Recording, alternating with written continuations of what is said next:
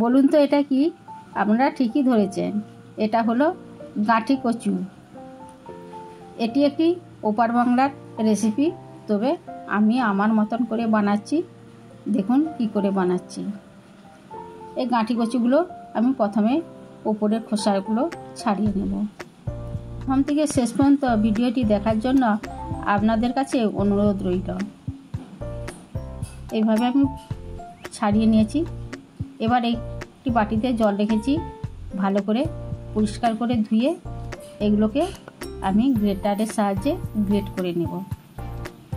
দেখুন এইভাবে গ্রেট করে নিয়েছি।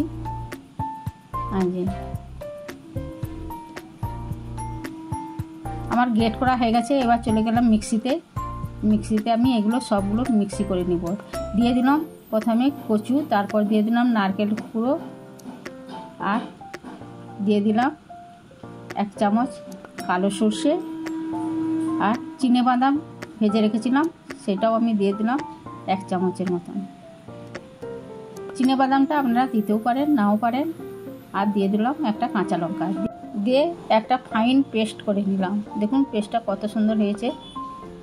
এবার একটি বাটিতে আমি তুলে নিলাম পেস্টটা।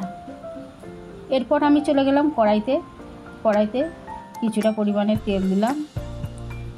তেলটা গরম হতে দিয়ে দিলাম একটা শুকনো লঙ্কা, আর দিয়ে দেব কালো জিরে। কালো জিরেটা সুগন্ধ উঠতে দিয়ে দিলাম পেস্টটা।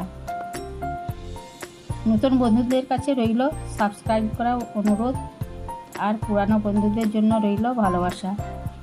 এবার আমি এটাকে ভালো করে তেলের সঙ্গে নেড়ে নিলাম। এই পুরো রান্নাটা আমি সরষের তেলেই করছি, আপনারা সরষের তেলেই করবেন। যে কোনো ভর্তা সরষের তেলে করলে খুব স্বাদ ভালো হয়। আর দিয়ে দিলাম পরিমাণ মতন লবণ আর হলুদ গুঁড়ো, দিয়ে ভালো করে আবার নেড়ে নিলাম। এইভাবে নাড়তে নাড়তে যখন দেখবেন কড়া থেকে ছেড়ে আসছে, তখন দিয়ে দেবো কয়েক দানা চিনি। চিনিটা আপনারা দিতেও পারেন, নাও পারেন, কারণ নারকেল কুড়ো আর বাদাম আছে, এমনিতেই মিষ্টি হবে, তবু একটু সামঞ্জস্য রক্ষার জন্য দিয়ে দিলাম। আমি একটি বাটিতে তুলে নিয়ে দিয়ে দিলাম উপর থেকে সরষের তেল। ব্যাস আমার রেডি গাঁঠি কচুর ভর্তা। এটি গরম ভাতে খাবেন, অসাধারণ লাগে। যেই দিন এই ভর্তাটা তৈরি করবেন সেদিন চাল একটু বেশিই নেবেন। আমার ভিডিওটি ভালো লাগলে লাইক, কমেন্ট, শেয়ার করবেন। সুস্থ থাকুন, ভালো থাকুন। দেখা হচ্ছে পরের ভিডিওতে। অবশ্যই বাড়িতে বানিয়ে কমেন্ট করে জানাবেন।